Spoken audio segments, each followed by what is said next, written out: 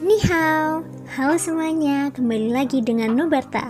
Nonton bareng kita. Makasih ya udah setia menunggu updatean dari Nubarta. Semoga kalian masih akan tetap setia bersama Nubarta sampai akhir ya. Nah, kalau gitu nggak perlu lama lagi. Yuk langsung aja kita siapkan diri dan hati kita ke episode berikutnya. Selamat mendengarkan. Ketika tirai hitam besar itu ditarik, dua sosok manusia perlahan muncul di depan mata semua orang. Salah satu dari mereka adalah seorang lelaki tua yang mengenakan jubah putih.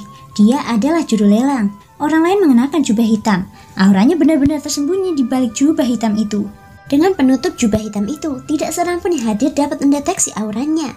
Woting yang berada di panggung tinggi perlahan menghela nafas lega saat melihat kemunculan kedua orang ini. Selama Xiaoyan masih ada, semuanya akan berada di bawah kendalinya.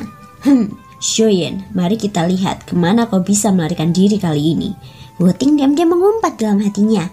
Tangan keriput di balik lengan bajunya perlahan mengencang. Kedua matanya menunjukkan kilatan dingin. Di sampingnya, mata Wo Yuning juga menatap tajam ke arah Xiaoyan yang saat ini tengah diawasi oleh puluhan ribu orang. Di panggung tinggi di sisi lain, mata ayah dan anak Lanbei juga tertuju pada Xiaoyan. Bayi mengangguk pelan dan memberi isyarat kepada Beisan di sampingnya. Beisan pun mengerti.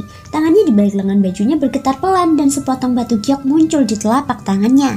Tak lama kemudian, batu giok itu langsung dihancurkan oleh Beisan. Saat pita giok itu meledak, dark energi tak terlihat diam-diam menyebar keluar dari rumah lelang. Tak lama setelah energi tak kasat mata ini menyebar, lelaki tua di panggung lelang sedikit mengangkat sepasang mata tuanya. Terima kasih semuanya atas kedatangan kalian di lelang tahun ini. Waktu terus berjalan dan lelang kita akan segera berakhir. Saya sangat berharap teman-teman yang telah mendapatkan sesuatu dalam lelang ini akan merasa puas dengan lelang ini. Orang tua itu menangkupkan tinjunya ke arah orang banyak dan berkata sambil tersenyum. Tentu saja, Anda tidak perlu khawatir. Jika kali ini Anda tidak mendapatkannya, Anda masih dapat berpartisipasi dalam lelang berikutnya. Sebelum Anda pergi, Anda dapat menerima kartu nama gratis dari balai lelang kami. Lain kali, Anda dapat langsung memasuki balai lelang dengan kartu ini. Setelah memberikan restunya, lelaki tua itu mengubah nada suaranya dan menggunakan metode lain yang ada di rumah lelang untuk menghadapi mereka yang tidak memperoleh apapun. Begitu kata-kata ini diucapkan, sebagian besar orang di rumah lelang yang tidak memperoleh apapun terkejut. Mereka awalnya khawatir telah menyia-nyiakan 50 batu roh dan tidak memperoleh apapun pada akhirnya. Namun dari kelihatannya sekarang, itu belum tentu terjadi. Selama mereka memperoleh kartu nama ini, mereka dapat memasuki rumah lelang secara gratis di lain waktu. Tidak akan terlambat untuk memilih saat itu. Dengan cara ini, tampaknya 50 batu roh tidak terbuang sia-sia. Melihat ekspresi terkejut di wajah orang-orang di rumah lelang, lelaki tua itu tersenyum tipis. Dia segera mengangkat tangannya dan dengan lembut menekan kekosongan di depannya. Semua orang di rumah lelang segera memusatkan pandangan mereka. Sekarang, saya umumkan bahwa lelang spasial tahun ini di kota Xuan telah berakhir. Begitu lelaki tua itu selesai berbicara, semua orang di rumah lelang itu berdiri dan berjalan kembali melalui jalan yang mereka lalui ketika datang. Adapun Xiaoyan, dia mengikuti di belakang kelompok itu. Dengan lelaki tua di sampingnya yang menjaganya, tidak ada yang berani bergerak. Tuan, saya akan bertanggung jawab atas keselamatan semua orang di balai lelang spasial kami. Namun, begitu Anda meninggalkan balai lelang dan kembali ke kota Xuan, bukan kami lagi yang bertanggung jawab. Setelah menstabilkan tubuhnya, lelaki tua itu melirik orang-orang yang telah pergi ke kejauhan. Setelah itu, dia menoleh untuk melihat Xiaoyan di samping. Pada saat ini, mereka berdua telah meninggalkan rumah lelang dan muncul di alun-alun. Di belakangnya mereka adalah rumah lelang besar yang seperti binatang buas besar yang merangkak di tanah. Mendengar ini, Xiaoyan juga mengalihkan pandangannya ke lelaki tua di depannya dan tersenyum ramah padanya. Dari kata-kata lelaki tua itu, Xiaoyan bisa mendengar sedikit peringatan. Terima kasih sudah memberitahuku senior, aku akan lebih berhati-hati. Suara Xiaoyan tenang, tetapi tatapannya tegas. Dia tidak hanya menemukan bunga bulu api, dia juga memperoleh potongan metode kultivasi kelas suci yang berhubungan dengan leluhurnya Xiao Xuan. Tidak peduli apapun, dia pasti akan meninggalkan tempat ini. Melihat ekspresi tegas di wajah Xiaoyan, lelaki tua itu merasa sedikit tidak berdaya di dalam hatinya. Dia hanya bisa mengangguk dan berkata, "Kalau begitu, silahkan lanjutkan." Xiaoyan mengangguk pelan. Dia mengangkat kakinya dan berjalan menuju terowongan spasial. Di belakangnya, mata lelaki tua itu perlahan menyipit saat dia menatap punggung Xiaoyan. Ketika Xiaoyan hendak melangkah ke dalam terowongan spasial, lelaki tua itu tiba-tiba berbicara. "Tuan, bolehkah saya bertanya, apakah Anda Xiaoyan?" Tubuh Xiaoyan tiba-tiba bergetar dan kakinya yang terangkat berhenti di udara. Setelah berhenti beberapa detik, Xiaoyan merasakan bahwa orang di belakangnya tampaknya tidak memiliki niat jahat. Baru kemudian dia menganggukkan kepalanya dan bergegas melangkah ke terowongan spasial di depannya. Saat tubuhnya benar-benar menghilang, sebuah suara santai terdengar. "Saya Xiaoyan." Lelaki tua di tempat semula langsung mengangguk saat mendengar kata-kata ini. Kota Xuan, sinar matahari yang cemerlang menyebar ke seluruh kota. Lelang luar angkasa telah berlangsung selama seminggu penuh. Sampai saat ini, reak spasial berbentuk air melingkar tiba-tiba menyebar di langit. Segera setelah itu, lebih dari selusin sosok manusia berjubah hitam melangkah maju. Sebuah teknik yang mirip dengan yang dilakukan seminggu yang lalu, sekali lagi ditampilkan pada saat ini. Tidak lama setelah terowongan spasial berhasil terbentuk, sosok manusia melangkah keluar dari dalam. Di kota di bawah, tatapan yang tak terhitung jumlahnya menatap ke atas pada perubahan di langit. Tatapan mereka mengandung berbagai ekspresi. Lelang telah berakhir. Tiba-tiba seseorang di kota itu berkata. Setelah pelelangan berakhir, banyak sosok manusia keluar dari terowongan spasial di langit di atas kota Xuan. Tak lama kemudian, sosok manusia memenuhi langit di atas kota Xuan. Ketika semua orang ini muncul di langit, seluruh kota Xuan menjadi lebih hidup. Lelang spasial adalah lelang besar yang diharapkan oleh banyak orang di wilayah barat untuk berpartisipasi. Sayangnya, harapan hanyalah harapan. Sangat sedikit orang yang benar-benar memiliki kesempatan untuk berpartisipasi dalam setiap lelang. Ketika mereka melihat orang-orang yang telah berpartisipasi dalam lelang berjalan keluar dengan senyum puas dan gembira di wajah mereka, orang-orang di kota itu tidak dapat menahan rasa sedikit cemburu. Beberapa orang bahkan mulai memiliki pikiran lain saat ini. Merampok orang-orang yang berpartisipasi dalam pelelangan untuk mendapatkan keuntungan darinya bukanlah hal yang aneh di benua itu. Ini pada dasarnya ada masalah umum dan itu juga seperti aturan tidak tertulis. Tentu saja, apakah aturan ini berlaku atau tidak, terserah yang kuat untuk memutuskan. Sekelompok orang yang baru saja keluar dari terowongan spasial itu tampaknya tahu apa yang akan terjadi selanjutnya. Mereka yang kuat tentu saja tidak takut sama sekali. Mereka mengangkat kepala tinggi-tinggi dan pergi dengan dada membusuk. Seolah-olah mereka siap menghadapi apapun yang menghadang. Sedangkan bagi mereka yang tidak cukup kuat dan telah mendapatkan sesuatu dari pelelangan kali ini, mereka tampak berhati-hati dan waspada. Mata mereka yang licik melihat sekeliling dengan sedikit panik. Tak lama kemudian, sosok mereka dengan tergesa-gesa melesat dan terbang keluar dari kota Xuan. Biasanya, hanya orang-orang ini yang akan diikuti oleh kelompok yang terdiri dari 2 atau 3 orang seperti hiena. Dalam waktu singkat, orang-orang yang baru saja keluar dari terowongan spasial itu telah bubar atau pergi.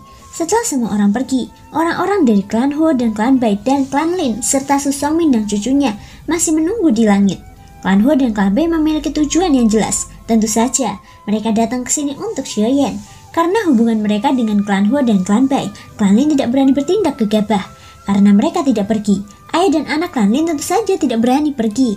Adapun Su Songming, ada juga kebencian di hatinya terhadap Xiaoyan yang menyebabkan dia tetap berada di tempat ini. Tentu saja, alasan yang lebih besar adalah bahwa Xiaoyan telah menyinggung orang-orang dari klan Ho. Dia hanya ingin tinggal dan menonton pertunjukan. Bahkan jika dia tidak bisa melampiaskan amarahnya secara pribadi, suasana hatinya akan sedikit lebih bahagia jika dia bisa melihat orang berjubah hitam itu dipukuli oleh orang-orang dari klan Ho. Oh, apa yang terjadi? Di mana orang-orang dari klan Hoku? Mengapa mereka belum datang? Dilihat dari waktu, mereka seharusnya sudah ada di sini sekarang. Di langit, tatapan Huoting perlahan menyapu cakrawala sebelum dia mengerutkan kening dan melihat ke bawah ke kota Xuan. Setelah penyelidikan sederhana, dia terkejut mendapati bahwa dia tidak dapat mendeteksi aura apapun dari klan Ho. Bagaimana ini bisa terjadi? Kita sudah tertunda selama 1 jam. Secara logika, meskipun mereka belum ada di sini, mereka seharusnya sudah dekat dengan jangkauan deteksi aura kita. Apa yang sedang terjadi? Mendengar ini, Wu Yuning tidak bisa menahan diri untuk tidak mengerutkan kening. Berdasarkan waktu, orang-orang dari klan Ho seharusnya telah tiba di kota Xuan kurang dari 1 jam yang lalu. Bahkan jika mereka belum ada di sini, mereka seharusnya berada dalam jangkauan deteksi aura mereka.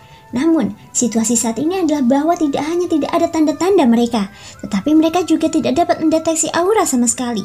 Seolah-olah mereka tidak ada di sini sama sekali.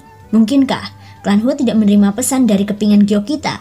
Wu Yuning mengerutkan kening dan menebak. Seharusnya tidak demikian. Selama mereka tidak terlalu jauh, klan Ho seharusnya dapat menerima pesan tersebut. Namun dari apa yang terlihat, entah ada masalah dengan lempengan giok tersebut, atau energi dari lempengan giok tersebut telah diblokir oleh seseorang, ucap Huoting sambil menggelengkan kepalanya dan menyangkalnya. Seolah-olah tiba-tiba teringat sesuatu. Mata Huoting menyipit dan ekspresinya yang muram berubah tiba-tiba. Mungkinkah orang-orang dari pelelangan luar angkasa itu? Ucap Huoting. Apa? Tidak mungkin. Bukankah orang-orang itu selalu bersikap netral? Wu Yuning berkata dengan terkejut. Tidak ada yang mutlak. Apakah menurutmu mereka akan benar-benar bersikap netral hanya karena mereka mengatakannya? Dalam menghadapi keuntungan mutlak, tidak ada seorang pun yang akan mempertahankan apa yang disebut netralitasnya. Kata-kata itu hanyalah kebohongan. Huating menggelengkan kepalanya dan berkata dengan serius, "Maksudmu, manfaat?" ucap Hu Yuning. "Ya, Xiaoyan. Bakat kultivasinya terlalu mengerikan dan kekuatan tempurnya jauh melampaui para ahli di level yang sama. Selain itu, dia adalah seorang alkemis peringkat 3. Dengan kekuatan seperti itu, jika keempat sekte besar tidak bermusuhan dengannya, mereka pasti tidak akan mau memprovokasi dia. Namun, masalahnya sekarang adalah begitu orang-orang dari pelelangan luar angkasa turun tangan, masalah ini akan menjadi masalah," ucap Huating. Seperti yang diharapkan dari seorang lelaki tua yang bijak, Huating telah hidup selama bertahun-tahun. Bagaimanapun, Hu Yuning seorang pemula tidak dapat dibandingkan dengannya. Apa yang harus kita lakukan sekarang? Apakah kita akan membiarkan mereka begitu saja? Tanya Hu Yuning. Membiarkannya begitu saja? Bagaimana kita bisa meninggalkan mereka begitu saja? Meskipun balai lelang mereka cukup kuat, jangan lupa bahwa ini adalah wilayah barat, wilayah kekuasaan 4 sekte besar kita. Segera gunakan kepingan giok lainnya. Aku tidak percaya bahwa orang yang diinginkan oleh sekte pedang surgawiku dapat dengan mudah dihentikan oleh mereka. Ekspresi Huating dingin saat dia menatap terowongan ruang angkasa di depannya. Dia tidak mengatakan apa-apa lagi dan menunggu Xiaoyan muncul. Hu Yuning yang berada di sampingnya membalik tangannya, dan sepotong batu giok muncul di telapak tangannya. Tanpa ragu-ragu, dia menghancurkannya. Hampir pada saat yang sama, hal yang sama terjadi di antara ayah dan anak dari klan Bai di sisi lain. Tak lama kemudian, keempat sekte besar di alun-alun itu menjadi tenang. Masing-masing dari mereka memiliki pikiran yang berbeda saat mereka menunggu orang tertentu muncul. Di bawah penantian 4 sekte besar, Xiaoyan yang mengenakan jubah hitam akhirnya berjalan keluar dari terowongan luar angkasa di depan semua orang. Merasakan sinar matahari yang menyilaukan di depannya, Xiaoyan tak kuasa menahan napas panjang. Pemandangan di depannya membuat Xiaoyan merasa seolah-olah baru saja terbebas dari gua. Meskipun ia hanya akan mengikuti pelelangan selama 7 hari. Selama 7 hari ini, suara keras di rumah lelang membuat Xiaoyan merasa sangat tidak nyaman. Mungkin karena ia terlalu lama sendirian dan tidak bisa terbiasa dengan suasana yang begitu bising. Pandangannya perlahan beralih ke bawah. Seketika, yang terlintas di matanya adalah orang-orang dari 3 klan yang mengelilinginya. Di depan lorong spasial, adapun Su Songming, dia berdiri di samping dan menonton dengan dingin. "Hehehe, aku sudah lama mendengar nama besar Tuan. Konon, Anda sangat berani. Bahkan 4 sekte besar pun pernah Anda permainkan. Hari ini, aku yang tua ini akan menyaksikan sendiri betapa hebatnya Xiaoyan yang diisukan itu." Huating melangkah maju, matanya dingin saat menatap Xiaoyan. Sudut mulutnya terangkat membentuk senyum dingin. Tubuhnya bergetar dan aura kuat Dodi bintang 3 tingkat lanjut langsung meletus dari tubuhnya. Itu seperti gunung kecil tak terlihat yang menekan Xiaoyan dari segala arah. Hu Yuning yang berdiri di samping lelaki tua itu juga tertawa dingin saat aura kuat ini melonjak keluar. Meskipun dia telah mendengar tentang hasil pertempuran Xiaoyan di reruntuhan kuno, dia tidak menyaksikan secara langsung. Dia hanya berpikir bahwa Zolin telah melebih-lebihkannya. Bagaimanapun, kekuatan Xiaoyan hanyalah bandi bintang 6. Ini adalah fakta yang tak terbantahkan. Bagaimana mungkin seorang bandi biasa bisa menandingi elit Dodi? Selain itu, orang yang dia hadapi adalah Huating yang merupakan Dodi bintang 3 tingkat lanjut. Namun, ketika kata-kata Huating sampai ke telinga ayah dan anak klan Lin, serta Songming dan cucunya, ekspresi kedua anggota klan berubah saat itu juga. Wajah mereka tanpa sadar menunjukkan ekspresi terkejut. Mata mereka menunjukkan ekspresi ketakutan ketika mereka melihat Xiaoyan. Dia sebenarnya adalah Xiaoyan. Xiaoyan yang membunuh sekelompok elit Dodi sendirian di reruntuhan kuno. Lin Xiang tanpa sadar mundur beberapa langkah sambil berteriak kaget. Keterkejutan di hatinya tak tertandingi. Dia tidak pernah membayangkan bahwa Xiaoyan yang telah mengejutkan seluruh wilayah barat akan benar-benar muncul di depannya. Selain itu, dia hampir benar-benar bertarung dengan Xiaoyan. Jika itu terjadi, dia tidak berani membayangkan situasi seperti apa yang akan dihadapi. Apa maksudmu dengan mengandalkan kekuatannya sendiri? Dia hanya meminjam formasi yang ada di dalam reruntuhan saat itu. Pada akhirnya, kematian para Dodi itu disebabkan oleh formasi yang ada di dalam reruntuhan itu. Dengan kekuatan bandinya saja, bagaimana mungkin dia bisa melawan elit Dodi? Itu hanya rumor. Kalian semua benar-benar mempercayainya. Hu Yuning memarahi dengan dingin. Kata-katanya penuh dengan penghinaan. Klan seperti ini ingin masuk ke jajaran 4 klan besar. Apakah menurut kamu layak? Hu Yuning melirik Lin Xiang dengan dingin sebelum dia menarik kembali pandangannya. Di sisi lain, Bei menutup mata terhadap semua ini. Dia mencibir dalam hatinya. Dia secara pribadi telah menyaksikan kekuatan Xiaoyan di reruntuhan kuno. Kekuatan tempur Xiaoyan yang sebenarnya telah jauh melampaui tingkat kekuatannya saat ini. Jadi tidak diragukan lagi, mustahil bagi Huating untuk menekan Xiaoyan hanya dengan sedikit aura ini. "Xiaoyan, tekan dia untukku." Ekspresi Woting tampak garang saat dia berteriak dingin di dalam hatinya. Aura yang keluar bahkan lebih kuat dari sebelumnya. Xiaoyan yang masih berjalan tidak dapat menahan diri untuk tidak mengerutkan kening. Saat menghadapi aura yang terakhir, dia secara alami tidak takut dengan aura ini. Tetapi masalahnya adalah dia saat ini berada di kota Xuan, wilayah kekuasaan dua klan besar. Karena identitasnya telah terungkap, kemungkinan besar dia akan mendapat masalah yang tak ada habisnya jika dia terus terseret ke sini. Saya harus meninggalkan tempat ini secepatnya. Xiaoyan menggertakkan giginya sambil berseru pelan dalam hatinya. Setelah itu, dia mengangkat pandangannya dan menatap Woting. Ada ekspresi tegas di matanya, dan tidak ada sedikit pun rasa takut, karena identitasnya telah terungkap di hadapan pihak lain. Xiaoyan tentu saja tidak perlu bersembunyi lagi. Tujuannya saat ini ada meninggalkan tempat ini terlebih dahulu. Badan kaca King Kong, bangkit. Karena kelemahan dari keterampilan gajah kekuatan, Xiaoyan tidak langsung menggunakan skill ini. Sebagai gantinya, ia menggunakan badan kaca King Kong yang paling dikenalnya untuk menghadapi lawannya. Tiba-tiba, cahaya keemasan bersinar dari tubuh Xiaoyan, dan dia berubah menjadi dewa raksasa King Kong dalam sekejap mata. Tubuhnya yang besar seperti gunung kecil yang berdiri di depan semua orang. Tubuhnya sedikit gemetar, dan suara dengungan terdengar di antara langit dan bumi. Segera setelah itu, aura mengerikan yang datang langsung menekan tubuh Xiaoyan seperti tsunami. Namun dengan tubuh kaca King Kong, aura dan tekanan secara alami berkurang banyak.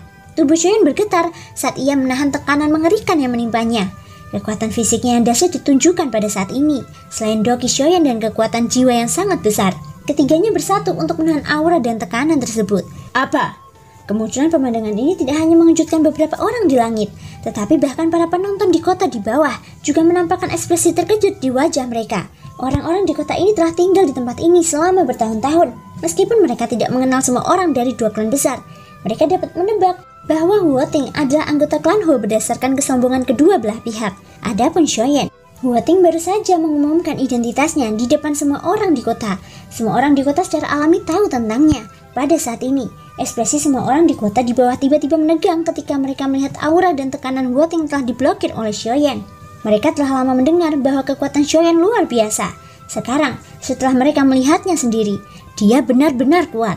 Dengan kekuatan Bandi, dia benar-benar mampu melawan Dodi. Berapa banyak orang di seluruh benua yang bisa melakukan ini? Sungguh kekuatan yang menakutkan.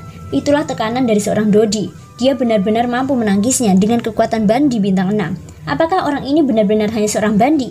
Kekuatan orang ini luar biasa dan bisa dikatakan mengerikan. Jika dia tumbuh menjadi iblis tua di masa depan, kemungkinan besar dia akan menjadi eksistensi legendaris seperti Tianju. Sepertinya, pertempuran besar yang terjadi di reruntuhan kuno sebelumnya tidak sepenuhnya palsu. Kekuatan memang telah mencapai level yang sebanding dengan Dodi. Sungguh sulit membayangkan bagaimana dia berlatih. Kemunculan pemandangan ini di langit menyebabkan gelombang seruan berulang kali dipancarkan dari kota di bawahnya. Dalam sekejap mata, seluruh kota Xuan telah berubah menjadi gembar. Tatapan yang tak terhitung jumlahnya bagaikan lampu sorot saat mereka mendarat pada sosok manusia emas di langit. Pada saat ini, sosok manusia ini seperti dewa raksasa yang berdiri dengan gagah di antara langit dan bumi. Kekuatan apapun yang ditempatkan di depannya sama sekali tidak berguna. Wajah Woting juga benar-benar tercengang saat dia berdiri di langit. Dia juga tidak menyangka bahwa Xiaoyan di depannya dapat menghalangi aura dan tekanannya. Sebelum adegan ini muncul, dia tidak akan pernah percaya bahwa ini mungkin terjadi. Ini, kamu, bagaimana ini mungkin? Woting membelalakan matanya. Guncangan di hatinya menyebabkan dia berbicara tidak jelas. Xiaoyan yang telah berubah menjadi dewa raksasa sama sekali tidak menghiraukan hal ini. Tubuhnya seperti gunung tiba-tiba bergetar. Kekuatan yang menakutkan segera menyapu keluar seperti letusan gunung berapi. Dengan paksa mendorong mundur sekelompok orang di sekitarnya. Setelah itu, Xiaoyan tidak ragu-ragu. Dia mengidentifikasi arah dan tubuhnya bergerak. Dia langsung menggunakan langkah pemusnah langit di bawah kakinya dan memilih untuk pergi tanpa ragu-ragu. Ini adalah wilayah klan Ho dan klan Bai. Terlepas dari apakah dia tidak takut pada orang-orang ini, sulit bagi dua tangan untuk melawan empat tangan. Apapun yang terjadi, dia hanya bisa memilih untuk meninggalkan tempat ini terlebih dahulu. Dengan kecepatan langkah pemusnah langit, ditambah dengan orang-orang di sekitarnya yang telah terdesak mundur, Xiaoyan memanfaatkan kesempatan ini untuk melesat dan menghilang di hadapan orang-orang dari keempat golongan. Terima kasih semua sudah mau mendengarkan dari awal sampai akhir. Sampai jumpa di episode berikutnya.